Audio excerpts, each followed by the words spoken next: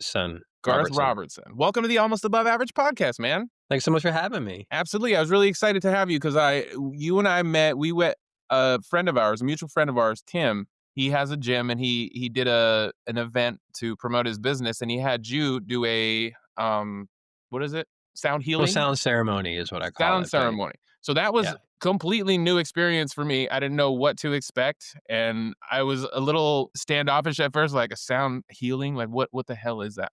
And we get in, it was kind of I loved your setup. I loved all the instruments and sounds that you had. That was very appealing to me. But that experience was really cool, man. That was a really cool experience for me. So I appreciate that experience, and I want to know where that came from. Like where does that love come from?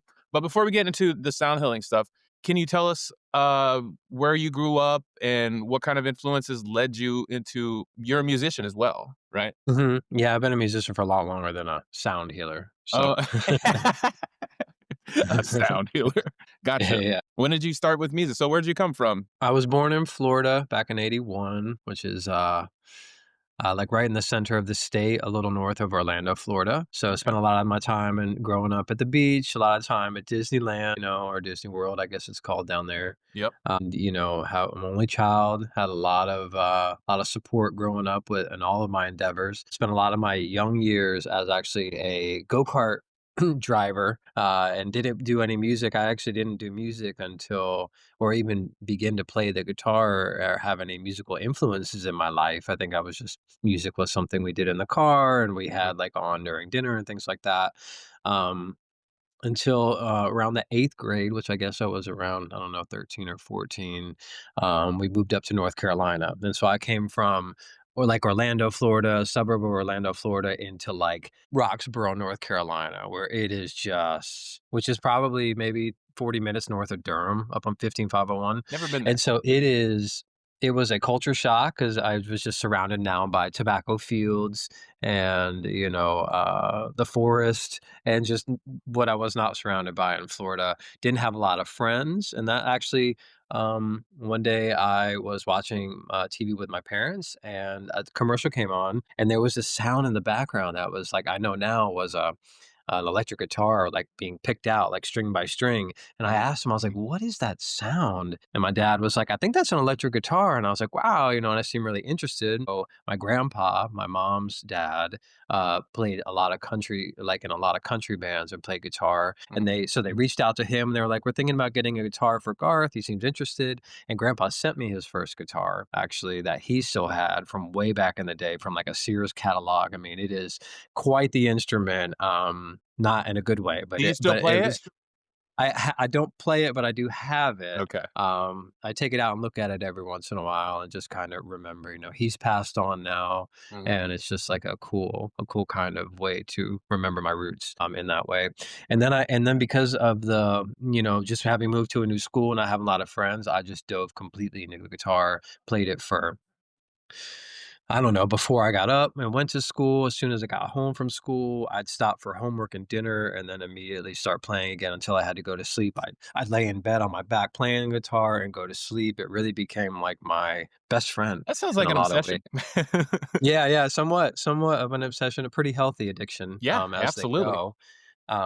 But and yeah, and then it kind of went from there, with, slowly getting better guitars and getting in bands and all of that. So, I'll yeah. share a story with you, about your guitar story reminded me of my guitar story where when I was probably 15 or 16 when I just started dabbling into guitar, and I was in Nevada at the time, and we had to fly back to Vermont because my uncle had passed away, and during Mm, all of that, he was a musician, so he had a lot of music stuff back, and I was the only one that was kind of trying to play music at the time, so the family gave it to me, to honor my uncle, and I still play it every night, about 4 times a week on stage, so I love it. oh, wow. Yeah, I That's call it, beautiful. his name was Uncle Pony, so I called the guitar Pony. Oh, and what kinda guitar was it, did you say? It's a it's a Strat, Fender Strat, Mexican Nice. Stratocaster. Oh, yeah. Anyway, I sorry to love get, that. derailed. So you're in No, Roxborough, no, you no. started playing in high school or middle school? Yeah, it was, well, in between 8th grade is I got it in 8th grade, but I wouldn't and then, like, I played it all through high school,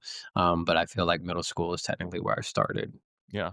Was there part of any it, yeah. other than that guitar, was there any other influences in from school that brought you into the music world? Did you play in band? No, no, I was actually never part of any organized classes around the school. I was kind of big into art. I did like a lot of like art, but it wasn't I was never any good at it. I just kind of liked drawing and things like that.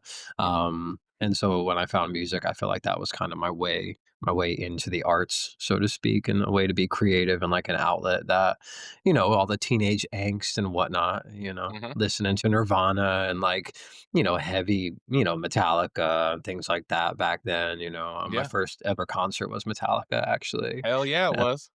yeah. Yeah. We're the same age. I kinda Okay. I can identify with a lot of your story. Like, Nice, nice. I wasn't an artist, like, but in high school, tried to be a tagger, a graffiti artist, but Oh, yeah, yeah. my graffiti was very, very bad. So, like you, like, I was kind of good at music, so I just went with that. Yeah. But Yeah. yeah, man. Right on. So now so you're playing music. You play like 100 instruments when I saw you. So how Right, did you yeah. jump from the guitar to an African, flute made out of a bladder of a You got some crazy cool Um instruments that day. But it was actually guitar for a long time, and then, actually, I've been this is my 30-year anniversary of playing guitar this year. So, it was guitar mostly. I learned how to play the djembe drum, like drum circles. I went to a lot of parties where drum circles were happening around a fire. I thought that was really cool, so I got a drum and learned, some couple, like, West African rhythms, some different it's really cool. I don't know if you've ever, like, explored that, but, it's like they'll play all these different rhythms, and they're all so different if you just listen to them by themselves. But then um when you play them together all at the same time, they have this crazy, like, syncopated but the way they lock in is, like, really, really cool, and so I started exploring that a little bit, but not a lot. It was just, like, a little hobby I did when with friends around a fire when we'd get together sometimes, Yeah. up until, 2015, 2016, where I started getting more into the sound healing stuff and, which I don't even like to really call it that. To me, which we can get into my ideas around all of that, my theory around it. But I don't refer to myself. That's why I said sound healer Yeah, because yeah, yeah. I saw it's the like quotes. it's like I say it like that because people know what it is. But if I go like sound practitioner, which is what I prefer, people are like, "Oh, you practice sound, like so you're a musician." It's like no, I mean, so I'm trying to Kinda. use. Yeah, yeah. It's like, Yeah. uh, but yeah, so Tomato, and tomato. up until yeah, that happened until I was mostly those two instruments. And then I would play like, the bass guitar and play around on like a drum kit. I was in a lot of bands. We traveled up and down the East Coast, like heavy metal, 7-string guitars, like real heavy. Nice. Yeah, lots of Drop C yelling. tuning. Lots of I mean, drop A when it was on the I don't even know what 7-string that is. guitars. It was like yeah, it's kinda like it's a drop D shapes, but Mhm. you have an extra big 7 a big B string at the top of the guitar, so it's just even heavier, Ooh, bands like evil. Korn and things like that were using it. I look back at those days like, "Wow, I can't believe it," but, all of our story brings us to where we are, so I'm Right. grateful for all of it. Right, so you're Um playing corn type music in high school, you're Yeah, traveling around the East Coast. heavy in a band, with, a smelly van with 4 other smelly guys The dream, traveling up dude. and It's down, the dream. playing yeah, yeah, playing, our original music in bars where nobody cared, like, Yeah, making enough money to have food for the next day and a half as we traveled to the next small bar that nobody cared, yeah. just kinda well, I Maybe was get in a that meal, band for maybe get some gas money. that's it. That's That's it. it. When we got home, it was kinda like not a whole lot to show for it except experiences and a lot of awful stories. Yeah.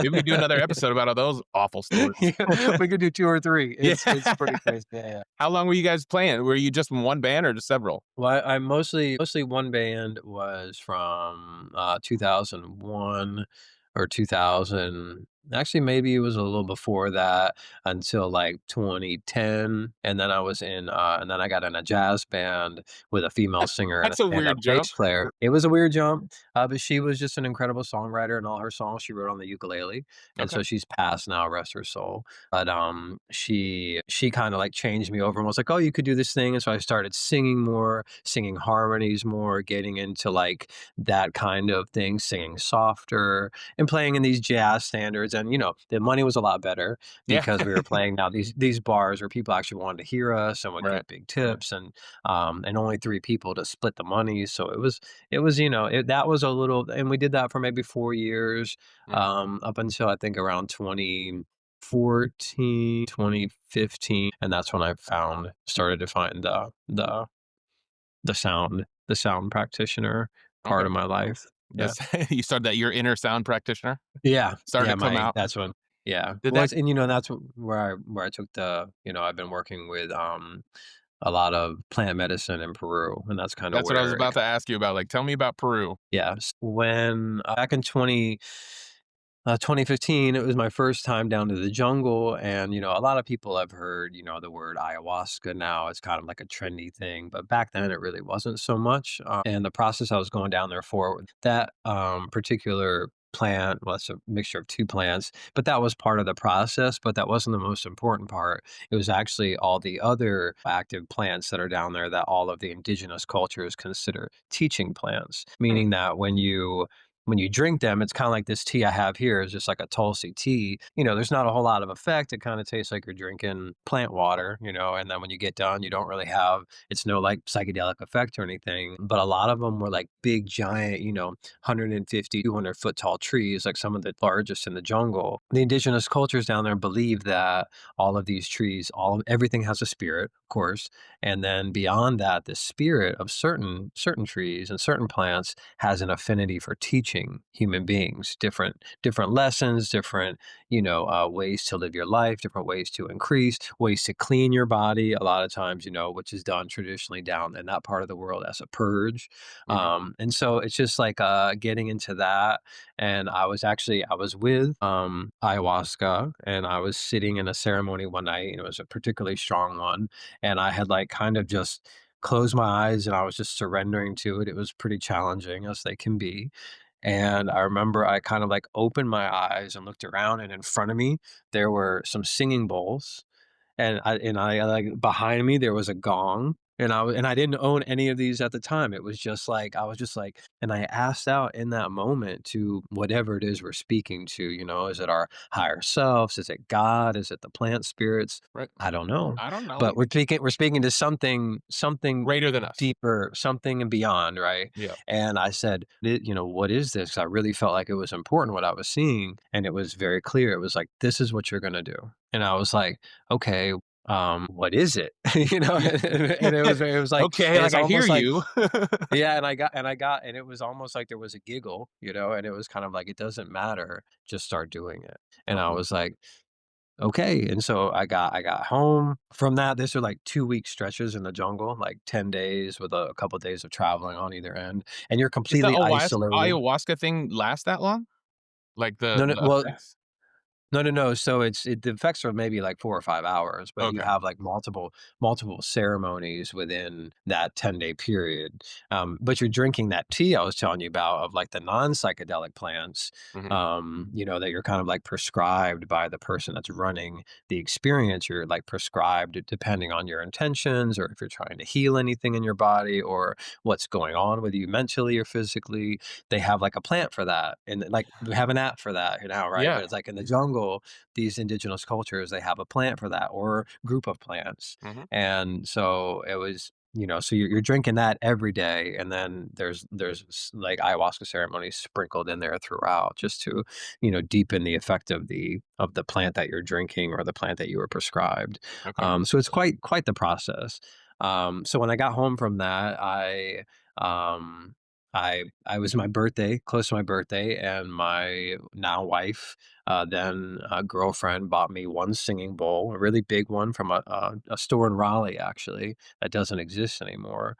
And I was just kind of playing that, and then I went on eBay and I found this gong that someone was like a used gong, and it was at auction, so I just bid on it, and I forgot about it. I bid $1 over what they were asking, and Yeah. then I forgot about it, and then a week It later, it was shows like, up. "Congratulations, you Yeah. have a gong," and I was like, "Okay," and so This is all a sign. I guess I'm doing this, right? I guess what's happening, right? Yeah. So it's like, and it really kind of lined up like that. I had over the course of my doing this, a lot of the instruments that I have been gifted to me by different people. Okay. Like the entire set of metal bowls that I use, pretty much, except for that one and maybe one other one that I bought on my own, were gifted to me. Just people being like, "Here, I don't think I need these anymore. You can have them." The didgeridoo I use was a gift. The Mm. flute was a gift.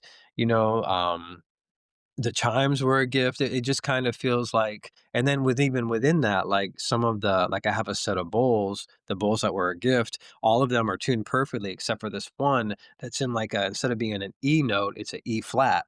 And but my the flute that was gifted to me, without just here's this flute, is also an E Also, flat. oh, there we go. And the didgeridoo that was gifted to me is awful, also the fundamental is E flat.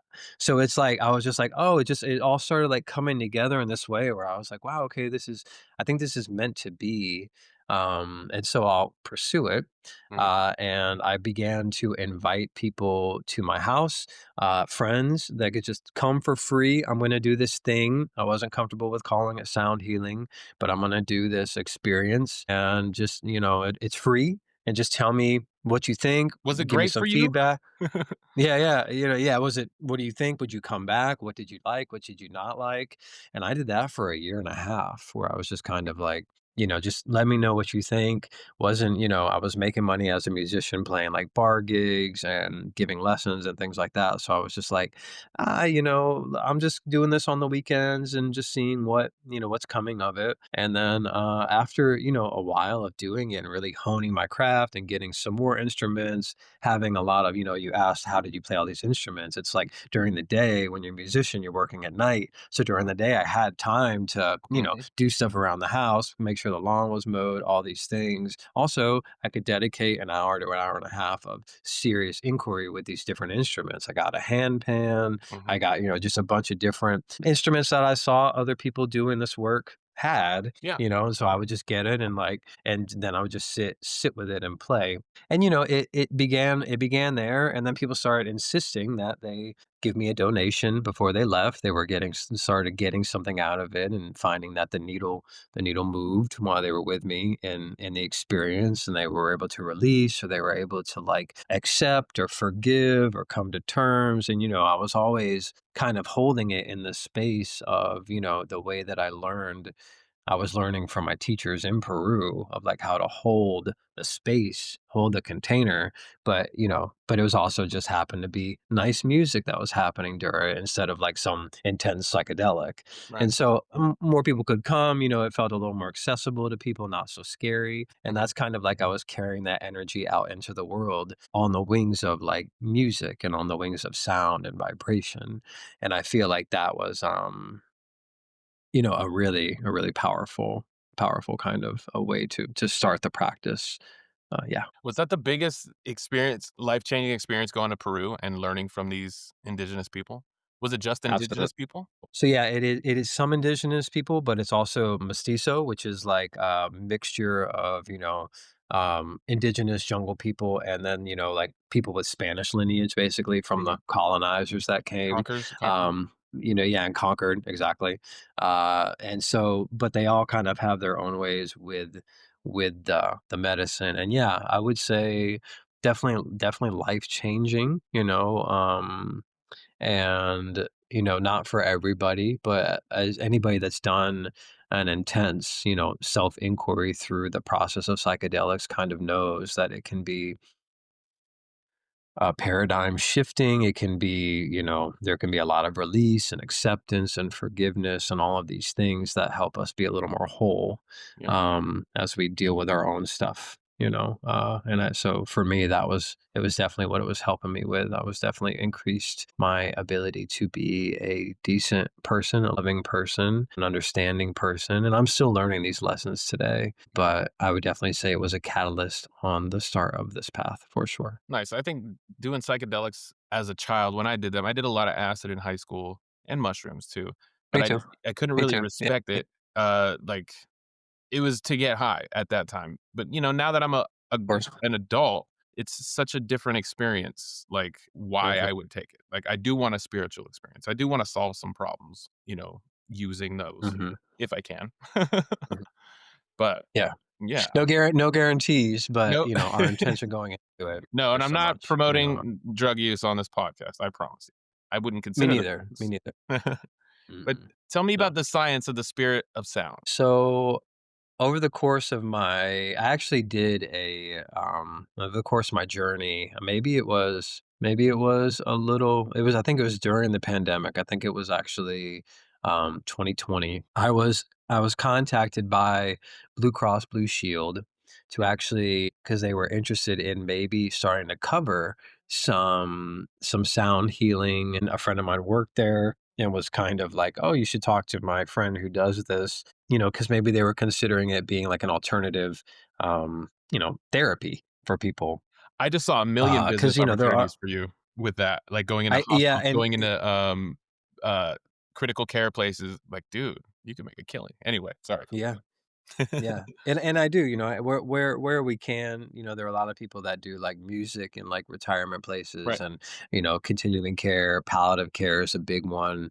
And there's kind of like a music therapy degree that you can have, which I do not Mhm. have. Like when we talked about certification before, it's kind of like what I'm doing right now is the Wild West. But I was contacted by Blue Cross Blue Shield, and so I had a meeting with them. I actually did a Zoom call into their conference room, talking about the science of sound, and talking about like what it could be done. And when I did the research, there wasn't a lot of like double blind controlled studies on what it is. It was a lot of like, here, lay down, listen to this sound bath, get up, self report, what you're feeling afterwards. There wasn't a lot of like in depth, controlled, double blind kind of studies going on, Right. which, Blue Cross Blue Shield, that's what they kind of need to Yeah. justify what they would need to spend Paint, if people yeah. started doing.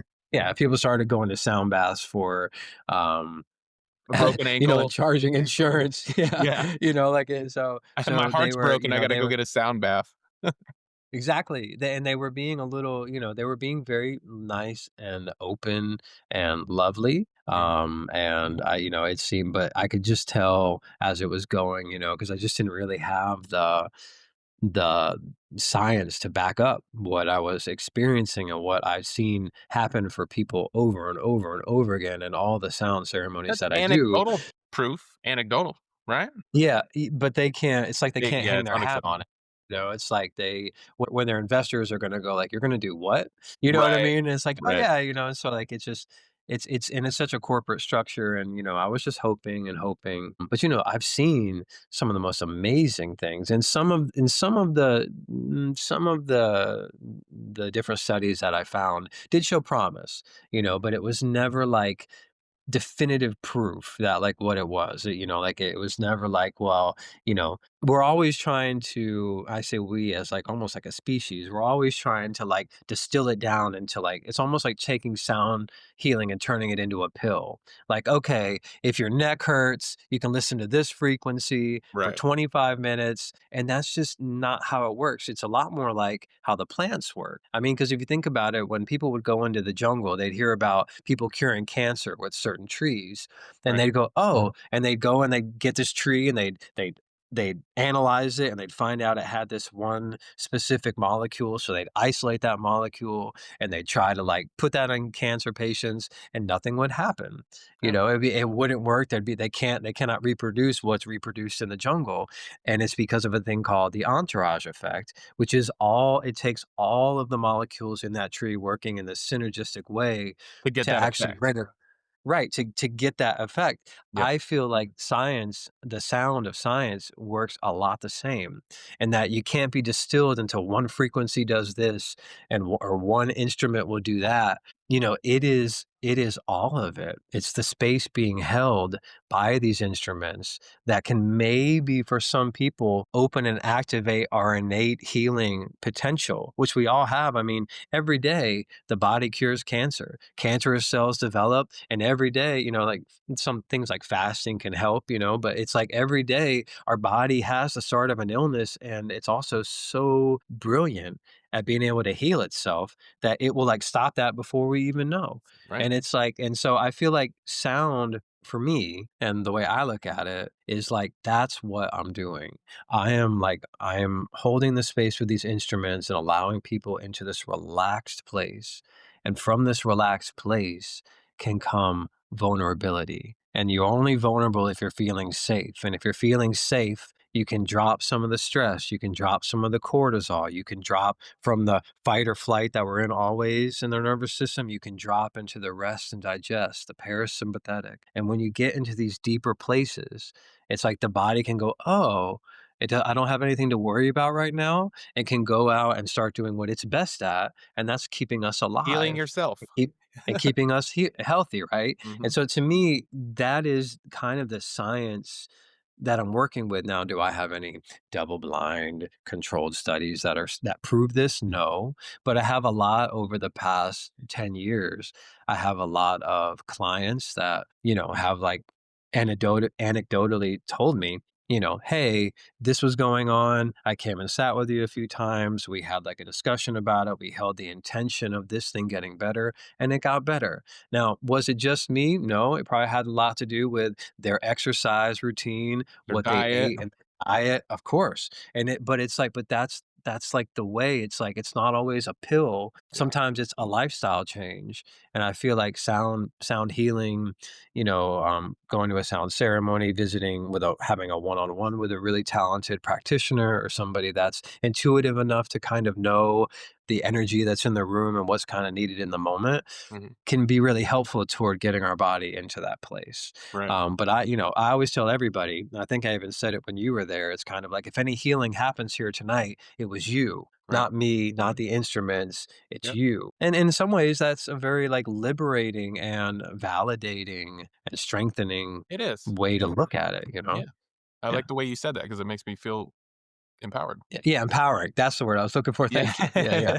Yeah. What Yeah. share some stories of some, like, transformations that you've seen after ceremonies. You don't have to say their names, but what are some really big ones that have happened after your ceremonies? Or as Oh, a result of your ceremonies? yeah, yeah, I'm sure you have a I've ton. had I've had people that were dealing with, kind of life-altering grief from, people that have passed on, sometimes suddenly, some very, very close family to people. I had one woman that, lost a child, and it wasn't nothing about the situation changed other than the ability to greet it from a place of acceptance, a place of forgiveness, of, in that case, herself, a place of, more just, yeah, well, I mean, I said, like, acceptance, sometimes that's all we can really do. It's Right. just accept what it is, but also, know that, there can be, like, this depth to that even in that process of the grief, where we can find our own strength and our own, kind of our own power to continue forward and know that, this life is still worth living no matter what, and, and to continue forward in that. I've had people, work with physical pain, like people after, surgeries have come to me and, after, I say a treatment, but a treatment or 2 of a sound ceremony, Mhm. they don't have to take their pain pills anymore. They can, Yo. just kind of work with that, and we're getting, and here we're getting very, very where we're getting into a place where it's more about, them and, like, and where they are, but also letting me know exactly where they are, you know, um, and like I said, these are all anecdotal, but I've had people that have, self-compassion. I'm really big on that. I feel like our body is not going to do such a great job healing itself unless we love it completely and totally, even through all the mistakes that we've made, even through all of the challenges that we've had to go through.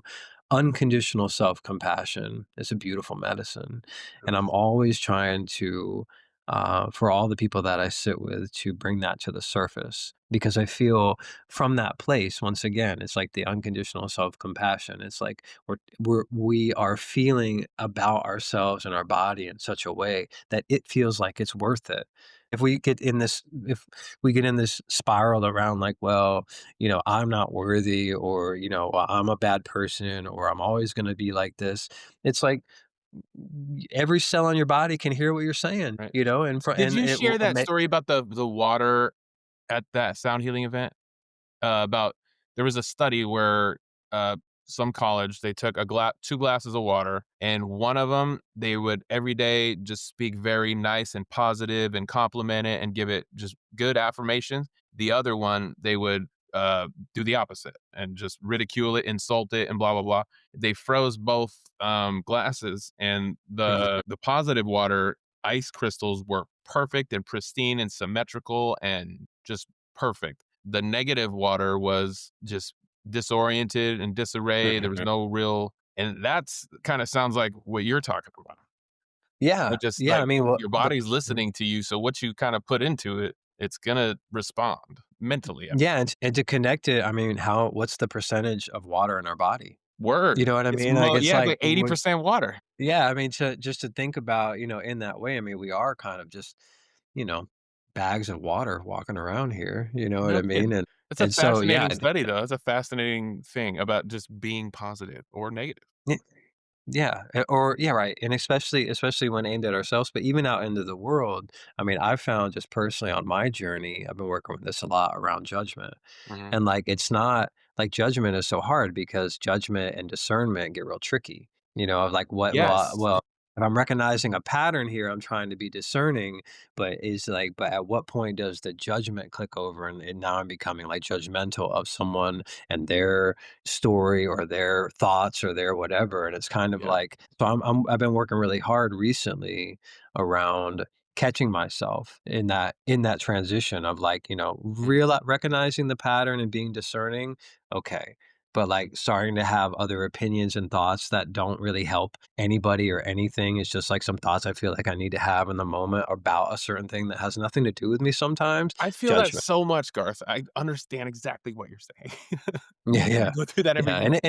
it's hard. I mean, like, for me, it's been, like, a very intense moment to realize, wow, how judgmental I Mine, I actually usually can be. follow it up. It's for I learned a trick in AA that to when you find yourself doing bad behaviors, to pray to God to take it away or something. So I kinda do something like that just to keep myself accountable. When I notice myself judging, I like that you said discernment because 'cause I'm gonna start using that and really break down if I'm discerning or if I'm judging, because I really tend to judge people a lot.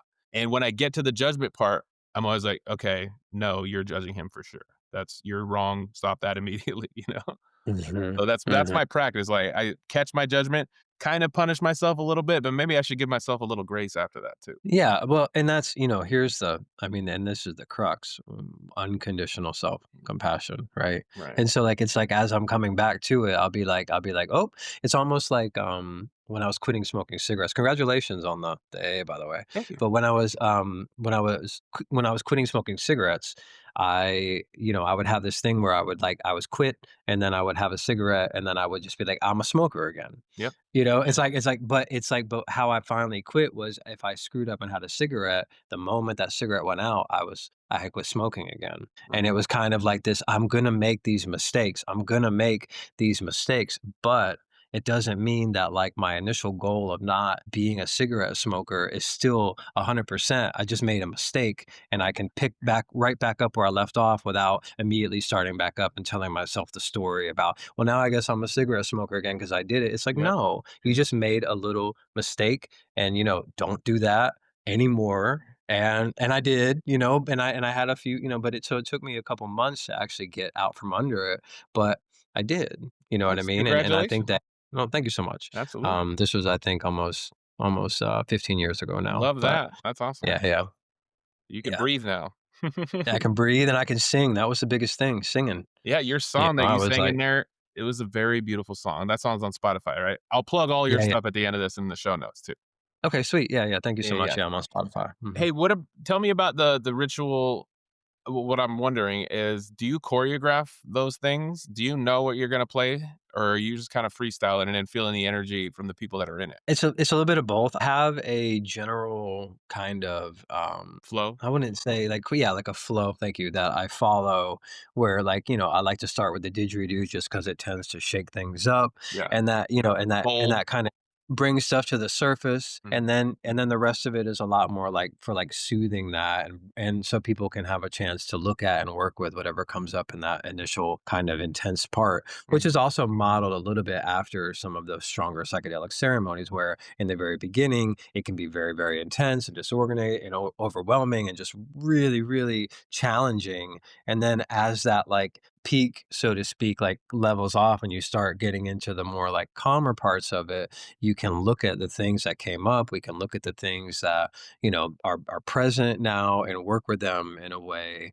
And so it's kind of borrowing even from that a little bit within the ceremony. So there's not like technically a flow, but of maybe the order of the instruments, but then what I play on each instrument is different every time. Like I don't actually have like unless it's like a song at the end that is a written song that right. needs to be, Yeah, you you didn't know, freestyle that yeah. song, that was very well rehearsed. Yeah, thank you so much. Yeah. But it's, like how I play the gong or what order I play the bowls in. It's like that's all kind of just in the moment of like trying to receive the energy of the room and go like, well, what's next? And that said, if I'm sitting there playing something and normally I go to this, but I get a really strong hit that I need to go to this, Mhm. I'll definitely follow that in the moment. Like I'm flexible around all of it. Yeah. I just, and then when I do the private, like, one-on-one ceremonies where I can fit up to 6 people here in my home, and also private groups, it's like I'll talk to the people that are coming, especially for, like, the one-on-ones where it's like, "Is there anything you liked a lot and you want me to do more? Is there Mhm. anything you didn't like at all and you don't want me to do?" Yeah. You know what I'm Kinda saying? And custom just make kind it. yeah, and they can kinda choose their own adventure around that. I'm happy to sometimes I have people that are like, "I'd like the didgeridoo for 40 minutes," and, like, my face feels like it's about to fall off from all the vibration, just Yeah. doing it for as long as I possibly can, 20, 25 minutes probably before it's just like, we need to take a little break and Do you change just it blow up, in the but didgeridoo? How does that work? Is it like a trumpet? it's almost like, you're making a raspberry, like Okay. That makes sense. but it's from, like, a really small part of the mouth here, and Mhm. that a big part of learning how to do it is getting these muscles to, like, clamp down right.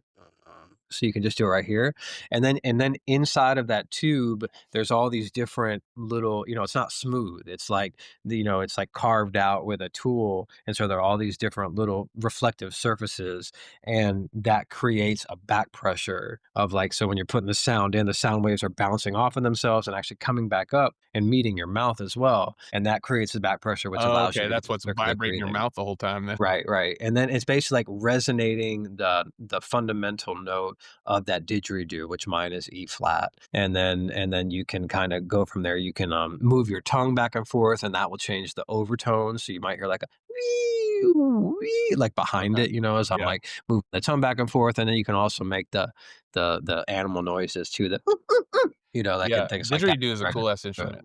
it is and it's one of the most ancient, there are cave paintings. It depends on who you talk to. Once again, when I went through the history of it, it all gets kind of weird. Yeah. But there are cave paintings that were 20,000 years old in Aboriginal Australia that show people playing what they believe are didgeridoos, meaning that it could be 20,000 years old. There are other people that say they're only 1,500 years old. It's kind of like 1,500 is still pretty good. 20,000 feels like amazing, but there have been instruments that are found like even further back than that. Like the bird leg flute that they found that was like I think 60,000 years old, and it was like a little flute it made out of a bird leg, so it was hollow. It only had two little holes in it, but when they found it, it was playable. When they blew into it, it actually could make you could hit, That is so cool. A and so 60,000-year-old instrument. and who knows, did they use it for sound healing? I don't know. I don't I would like to think so, in my mind, which once again, don't, quote me at this or any of your followers come after me for this, but it's like, Light them up. I know lie okay, come. No, but I think that, there's a little bit of, when you're looking at the instruments like that, it's like maybe even some of those instruments predate language in some way, because I feel Yeah, like, definitely. you know, because how long were we just grunting before we actually started to, like, change that into language? And Mhm. while we were just grunting or, making, gesture. Yeah, Yeah, that's how it exactly, or all making started. gestures, pointing to stuff, a yes or Or no, hitting like, things, how like, long? that's music to me, they're Yeah, probably to get someone's attention, they're hitting things, like, I right, think right. music has been used the way we use it right now since it was created, like, bird sounds, Probably. we've been listening to those like meditation music, I'm sure, for eons. Right. Whistling, whistling certain, and you go into these indigenous cultures and they can make all those bird sounds. They can Yeah, I mimic bet. exactly the bird sound, but they can do it over long distances and they use it as communication. So Yeah, it's like, did they use it for someone laying down for like to heal them? Probably not. But did they use it in their day to day life? Maybe even more than I'm able to use it? Probably so. So it's like, for so who's to communication, say maybe? what's, There's a million yeah, different applications that you could use, instrument yeah, and for. who's to say what's, right or wrong? Like it's like there's no right or wrong way to receive sound or make sound or use sound. It can be what it needs to be. That's part of the beauty of it. Yeah, You know. absolutely, absolutely. What do you think the difference is between meditation and, a sound ceremony? Well, Is there a I mean that's difference? pretty.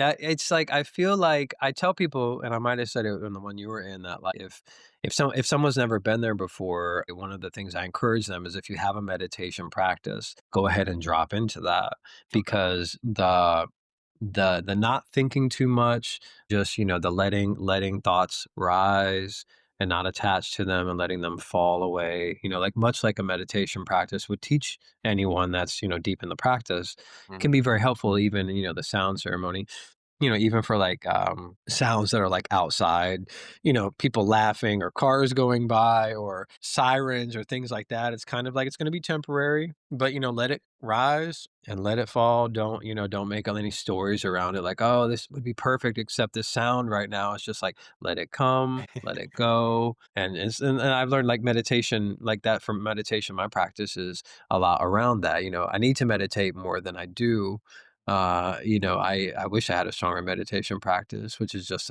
uh, the fact that I need to sit down and give myself time to do it. But it's a very powerful thing to like kind of not conquer the mind, but to like sync up with the mind. I mean, a friend of mine who's deep into the Buddhist practice says, the mind is like this all the time, and meditation is not this. Meditation is letting your mind sync up to itself to where it just feels like it's like this because you're no longer like you're not trying to be still and watching the mind do this. You're just dancing with the mind in such a synchronistic way that you stop thinking like the mind is like no longer it can be chaos and it can be chaotic and chattery and you're just there with it without worrying about it I too was much I was so about to say that my meditation practice, it's built into every single day. And even if I meditate and I'm very stressed out or big things are happening, it still recenters me. It still that doesn't take me out of my day anymore. There's a time, especially because I was drinking, that something bad would happen that ruins everything and I can't do anything. I'm unproductive. I don't want to go to the thing. I don't want to call you back. I'm not doing anything. But now right. I think through that practice, it's just like, yeah, things are a little messed up right now, but you still have to go to work. You still have to go pick up your son. So you better get it together. You know what they say? They say, even if you figure out all of the secrets of the universe, you still have to chop wood and you still have to carry water. That's it. It's like no matter what, No kidding. the deepest if you figure it all out tomorrow, you still gotta go to work. You Yeah, know what that's I mean? You still unfortunate. gotta make this life. Right. Alright. Yeah. Well, do you have any practical tips for listeners on getting into sound healing or yeah, any tips? Yeah, I mean, I'm really big on that. I don't know if you remember me saying it, but I love to be what people a lot of people have lovingly termed me as the musical Sherpa. So if anybody ever has any instruments that they might want to start bringing into their life, they can just reach out to me and I'm happy to help facilitate them getting the instrument. And if they want a lesson or two, that's fine. But really, it's a lot of these instruments are very intuitive. A lot of these instruments are really just about sitting down and taking time to learn. And if anybody that wants to get into the sound healing, one of the first things I would say is don't start doing it as a way to make easy money because it's not that. Like I would say for me, I had been doing it now 10 years, but maybe I didn't start making like money that I would consider like where I could actually stop playing the bar You could pay gigs. a thing with it. Yeah, I could pay a thing. It was probably 6 years in, Okay. when I actually started. But then I was able to like, I didn't have time on the weekends to do the bar gigs anymore because I was doing this and traveling, and I got a bigger network of people, and so now I'm traveling to Texas and up to New York, and I'm it's kind of opening up in that way. And I have seen a lot of people like start the process and go like, I don't. And then go, maybe this isn't for me, or Mm, and so that it'd be my two things. When you get started because you love it. Get started because you want to do sound baths just for yourself at your house, because you love the sound, you want it to help heal you. And then as that process continues, maybe that moves out into healing other people. But then on the flip side of that, as you're learning any of the instruments, don't get discouraged. Don't, like give yourself, 15 minutes a day if you have to. Like sometimes my yoga practice is putting out my mat and laying down on it for 10 minutes. I'm not stretching at all, but hey, I made it to the mat, you and then did the that's thing. kind of the same thing with like with music. Is like even if, sometimes when I was teaching my wife how to play guitar, now she's writing songs and singing. When we got together, her story was, I'm not a singer, I don't play music, I Mm. don't do all this stuff. And now, Well, and she's a but songwriter now, sometimes legit. now she's just a legit songwriter. I That's mean, awesome. all the songs, which I know you're gonna link them, Mhm. but all of the songs that I've put out on Spotify, she's written the lyrics for. Really? And like, and that's the way that, we That is kind of are beautiful. That's always, a good yeah, symbiotic relationship. That's beautiful. yeah, we're always birthing a new song. A lot of our trips to Peru, a song always comes out of it. A lot of our time is spent, um, working with writing songs and working with, trying to capture feelings in word form Nice. and be able to let other people feel those things that we're feeling, in the moment that we created the song. Yep. Um, and so yeah, but those are the main things, Do it for yourself first. Do it for yourself. If you feel called to do it. I mean, I'm once again, you can put on my information. I'm available to talk to anybody about it. It's a very powerful practice. I use it for myself all the time. I play these instruments for myself all the time. That's how I got good at them. Sitting with something for 1,000 hours, 2,000 hours, 10,000 hours, if you wanted to quote unquote master it, right? But I think you can get very proficient on an instrument well before 10,000 hours. Oh, yeah. Really anything probably. Yeah. But it's like but it's that showing up for yourself and for it every day. And Mhm. then don't get discouraged. If it feels like it's going slow, if you're learning something, it's just like, man, or you see someone that's really good at it, it's like, oh, I'll never be able to do that. Don't do that. Comes back to the self-compassion thing, right? It's Mhm. like, I'm doing a good job. I'm showing up for this every day, and it's going to be exactly what it needs to be, exactly when it needs to be it. I love how I can just feel and see the passion in your eyes as you speak about this stuff. That is wonderful to see. That's the reason I have this podcast. I No. love that. I love people that are passionate about stuff that they're doing. Yeah. Yeah. Yes, Um, I feel like the luckiest man alive that I get to do this. And, yeah, and that I meet people like you that care and wanna have wanna talk about it with me because I love talking about it, yeah. obviously, Right, but yeah, I could see it, that's why I even said that, and my experience through that, it was very meditative, and I tried very hard to not open my eyes, and what I really liked, you did it a few times, you went around the room and, like, the sounds would get close and then far away, and I just really like it would make me I was noticing how I was thinking, I was like, "Now I'm curious, like, where are you going?" And, like, then you're right here above me, I'm like, "Oh, crap." It was Mhm, a really cool experience, like, I went through a lot mentally. Not bad, not mhm, good, just different, different sounds, I'm taking it in. I really soaked it up, and I really enjoyed it, Garth. mhm. Thank And you. there one thing I didn't mention earlier about, like, that kind of triangulation on where the sound is in the room, a Yeah, lot of times, we're in fluorescent light lit rooms, so we're not outside, but that part of us that can track the bird song, could track the animal that we were hunting, like, that part of us doesn't get a lot of a workout nowadays, just the way that we live life. right? And sometimes in a sound ceremony, following and tracking like that, that's actually working out that muscle, you Absolutely, I know, never thought of it like and that, it's but you're right. and so, like, that's just one thing that I forgot to mention earlier when you were talking about the science of it. That is one thing that I feel, is a kind of a tangible physical thing that it helps with. Now, what do we do with that? I don't know. Maybe you're a better hunter. Maybe you're just a little more in the present moment, which I feel like a lot of this work is really bringing people to the present moment and finding love for themselves when they get there. Right. So. Well, that's beautiful. Tell mm. everyone, what services you offer and where you serve your customers at, or clients. So I'm all around the Triangle, Apex, Raleigh. I'm based out of Pittsburgh. That's where my home sanctuary is. Okay. I go up to Durham sometimes. I go up to North Raleigh, up into Wake Forest.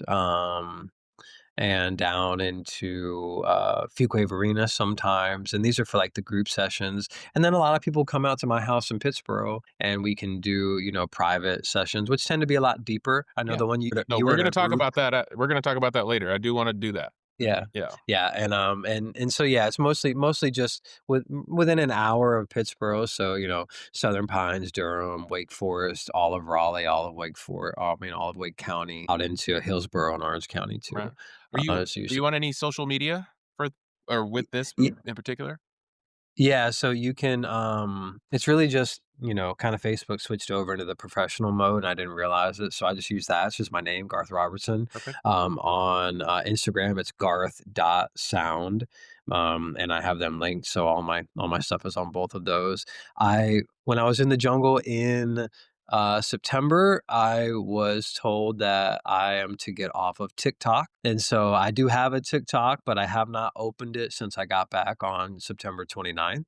And that is just I just the scrolling, the dopamine hits they just were coming and coming and coming. And I was realizing that I was getting a day, like hours would go by, and I was just like, what am I doing? And so I got back into reading, I got back into audiobooks and just sitting in a dark room and not looking at anything, but just receiving, like maybe listening to a podcast like this, Mhm. or listening to an audiobook and really just relaxing that part. And I found that I can now those same dopamine hits are coming from seeing a squirrel playing outside or watching Yeah. a bird feed on my bird feeder, and just like I'm noticing that like these dopamine hits are coming from these more simple beautiful things. Mhm. And so TikTok, obviously you can scroll on all the social media platforms now, but that one was